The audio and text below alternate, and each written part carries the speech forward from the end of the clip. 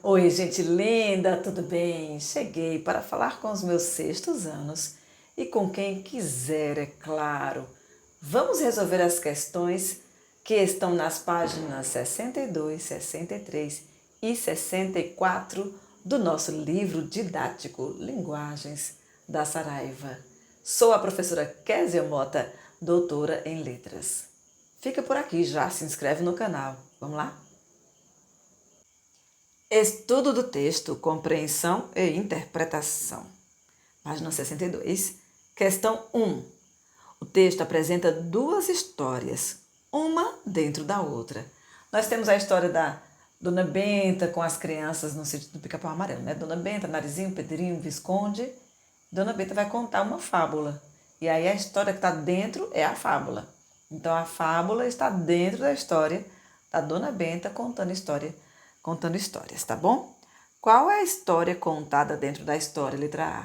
A história contada dentro da história é a fábula, o leão, o lobo e a raposa. Letra B. Quem é a contadora da história contada dentro da história? Quem conta a história que está dentro, né? Quem conta a fábula é a Dona Benta. Ela é que está fazendo a contação de história, ela é que conta a história, tá bom? Letra C. Quem são os ouvintes e as ouvintes, né, da história contada dentro da história? Já que é a Dona Benta que está contando a história, então quem ouve é quem está ali junto com ela, ouvindo ela contando. Narizinho, Emília, Pedrinho e Visconde. Fácil demais! Letra D. Quem escreveu o texto teatral lido? Gente, lá no vídeo, né, vou colocar no izinho o vídeo com a leitura. Ali eu falo que o texto é de Monteiro Lobato, mas ele não é exatamente de Monteiro Lobato, não. Tem uma pessoa que faz a adaptação para uma peça teatral. Está lá no livro, página 61, ali embaixo tem as referências. Então, Cristiane Arraes, tá bom? Ela é quem escreveu o texto teatral em questão. Tá bom? Então, Cristiana Arraes. Letra E. Quem escreveu a fábula e acrescentou a ela personagens de suas outras histórias, inspirando a criação da peça teatral lida neste capítulo? Monteiro Lobato, tá bom? Letra F. Quem poderiam ser os leitores do texto teatral?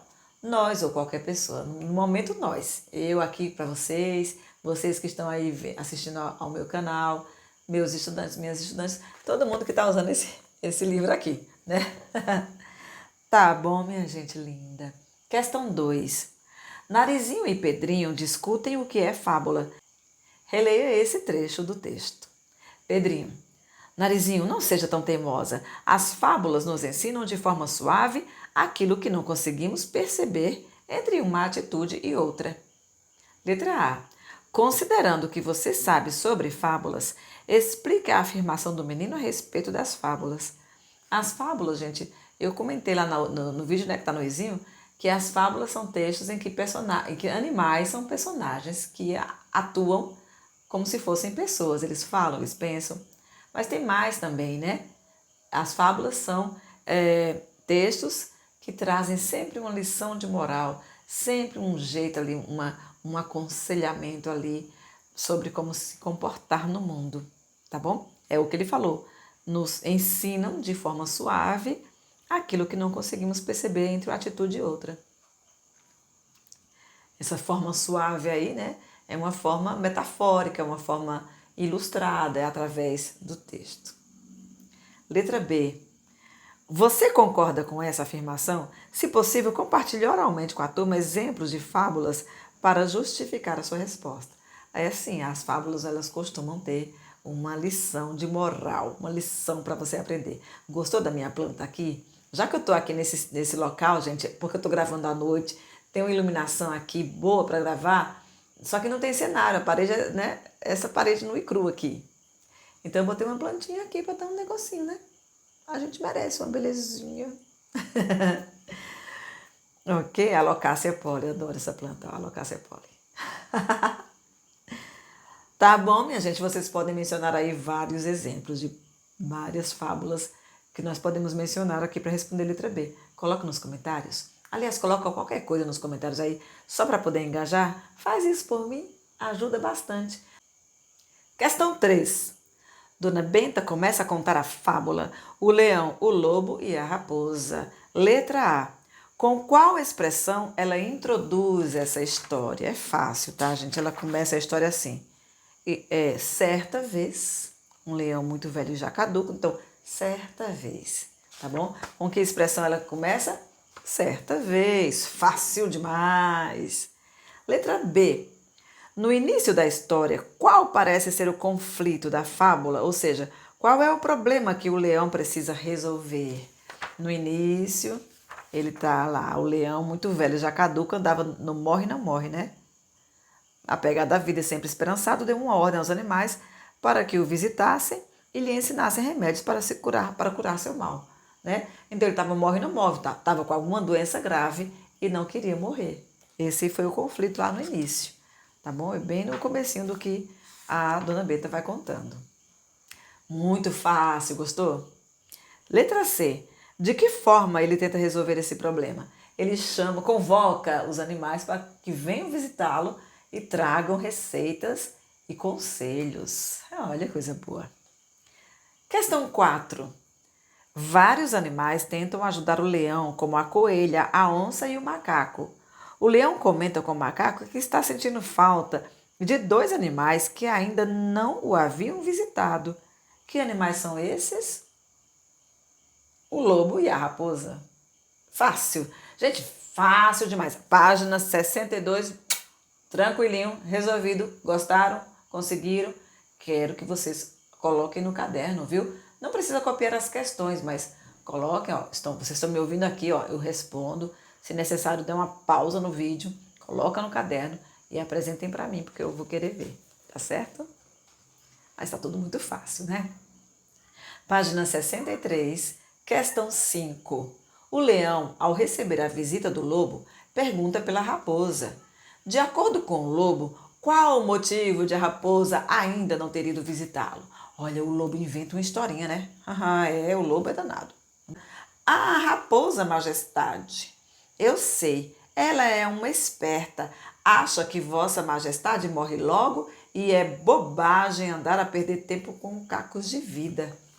O leão, como é que o lobo fala um negócio desse, né? Então, de acordo com o lobo, qual o motivo da raposa ainda não ter ido visitar o rei? Achar que ele já ia morrer mesmo, que não valia a pena. O lobo mente para o leão, né? Tem mentira aí nessa história, porque ele está querendo prejudicar a raposa.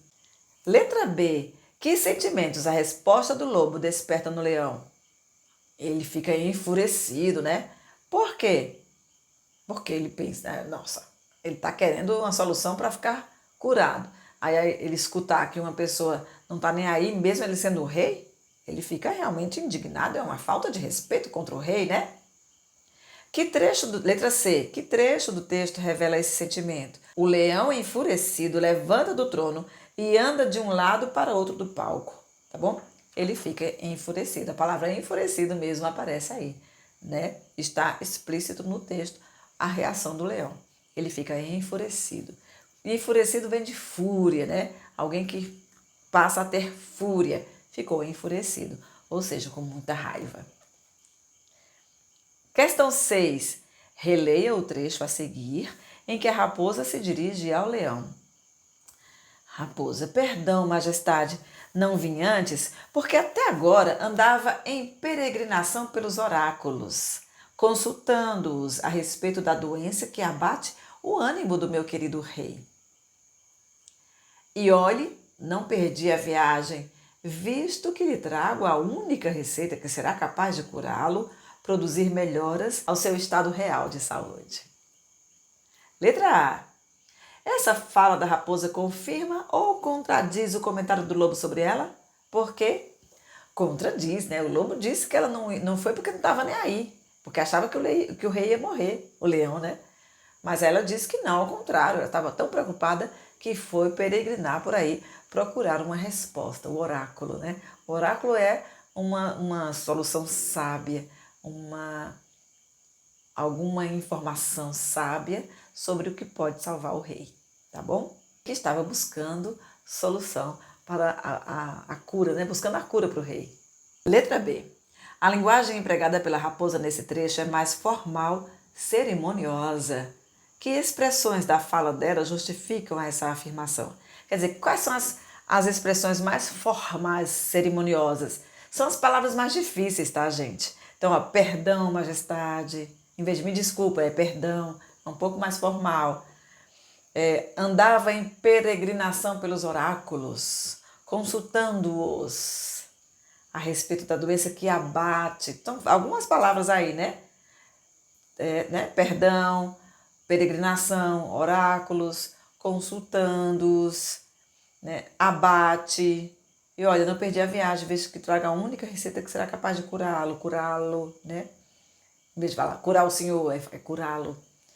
Produzir, né?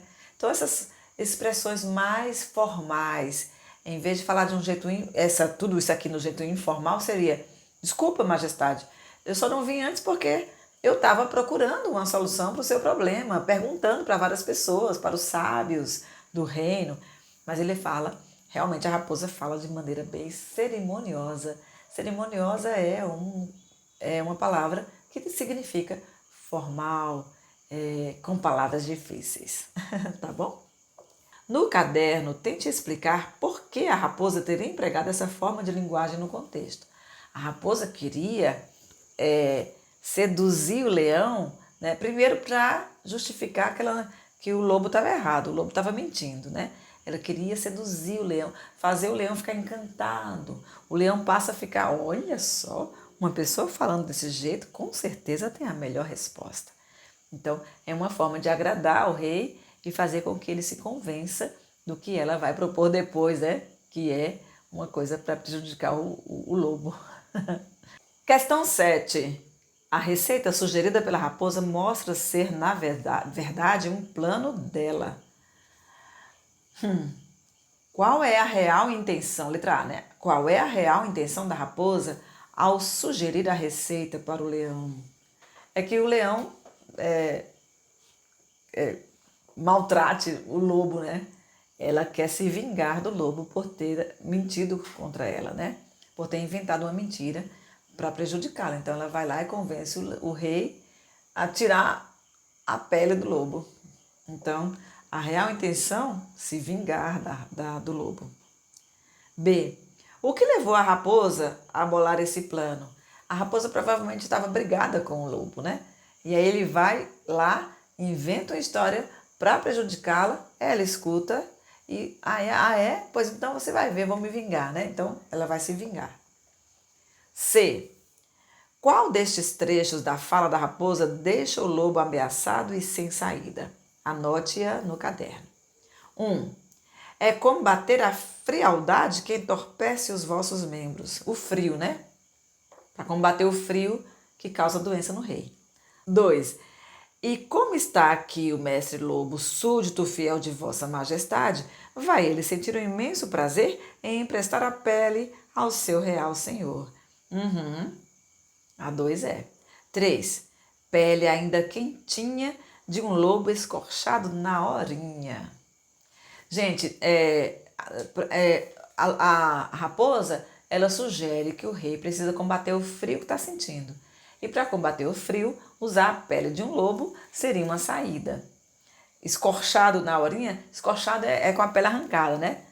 Tirada a pele dele, na horinha. Então a pele vai estar quentinha. Mas a pergunta é, qual desses trechos da fala da raposa deixa o lobo ameaçado e sem saída? É a 2, tá bom? Então pode copiar no caderno. E como está aqui o mestre lobo, súdito fiel de vossa majestade, vai ele sentir um imenso prazer em emprestar a pele ao seu real senhor. Nessa hora o lobo não tem coragem de dizer, eu não vou sentir prazer não. Né? Ele vai e se submete. Tá bom? Essa raposa. A letra D, questão 7 ainda, letra D.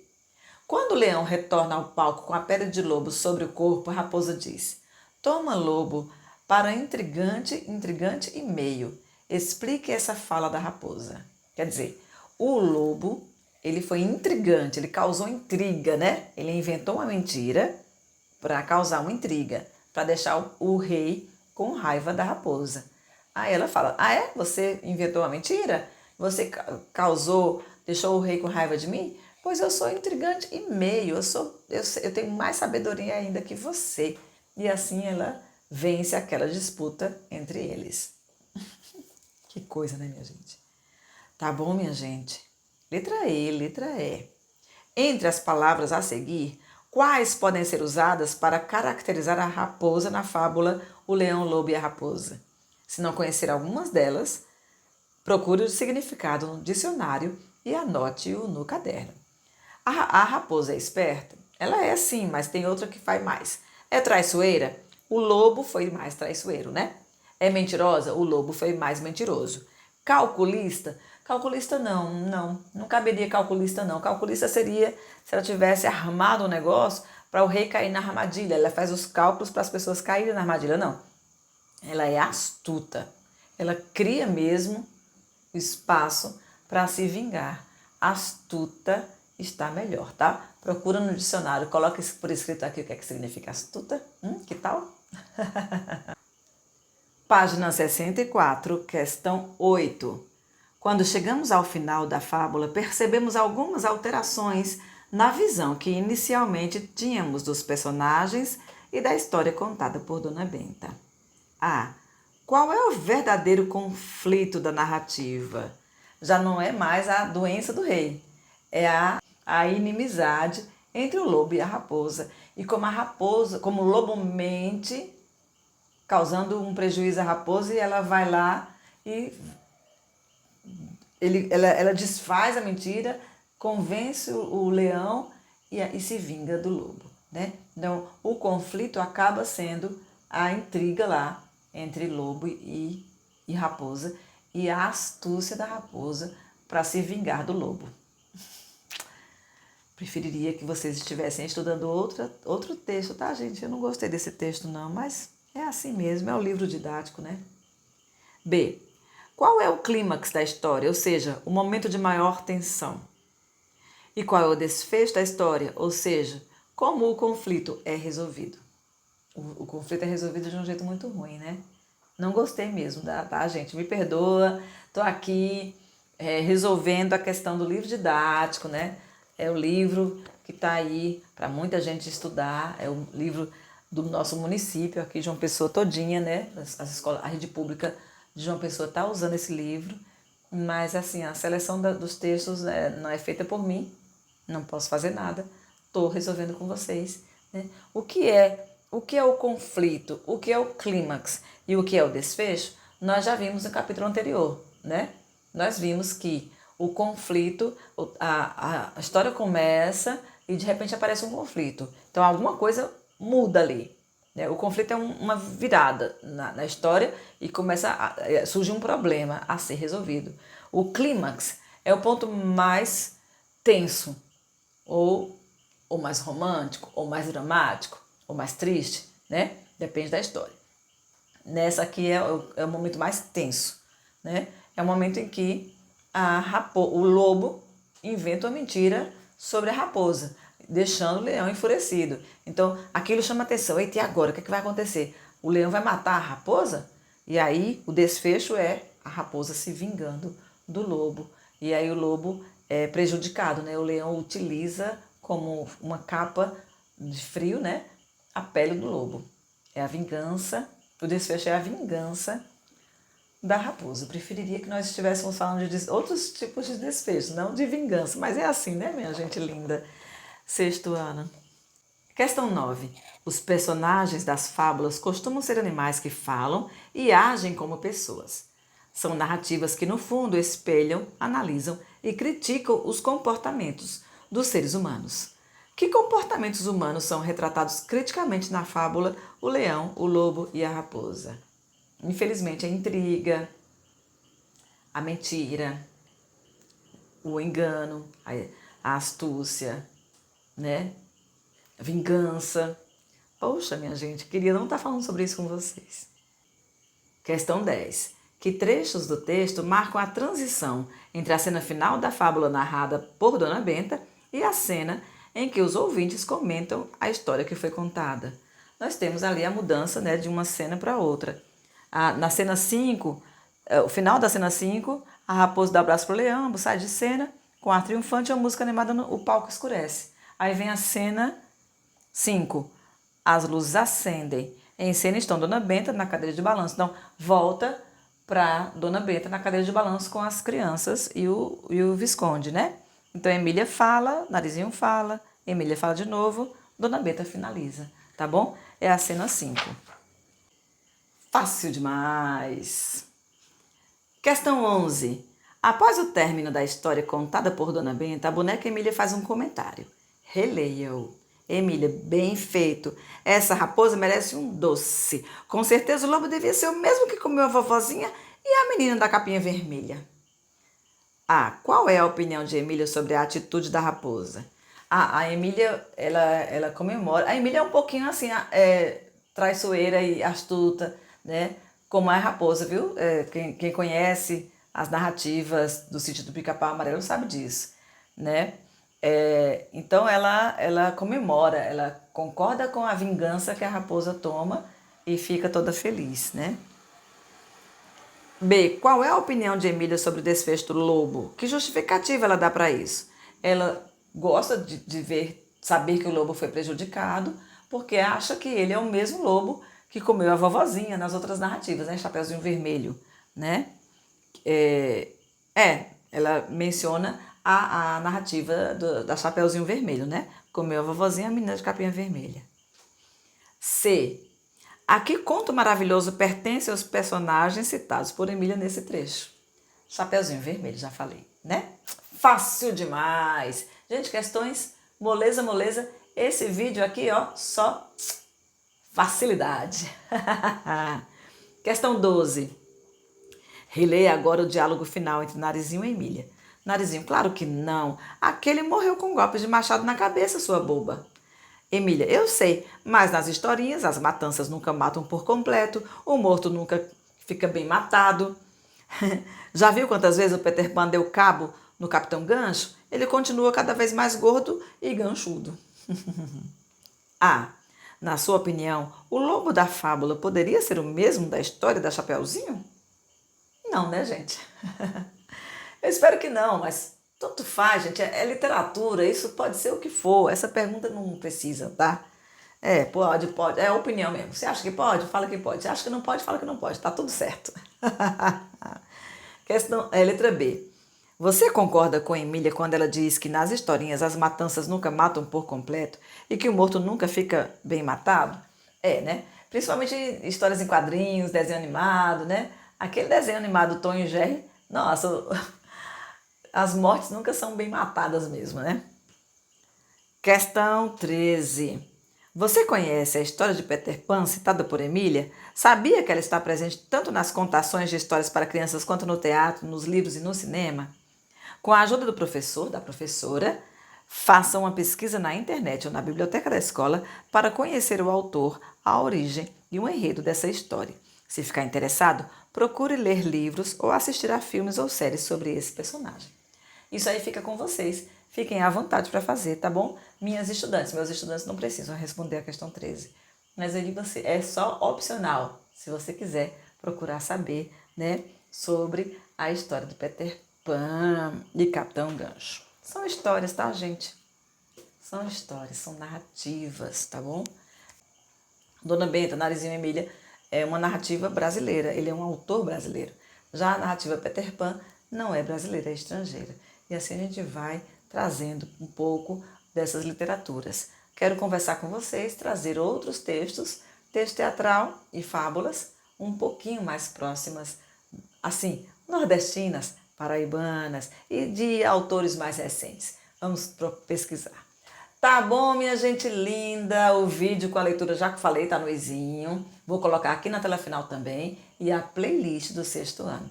Curte o vídeo, comenta, se inscreve no canal, fica por aqui. Se quiser mandar um valeu demais, eu vou gostar, tá?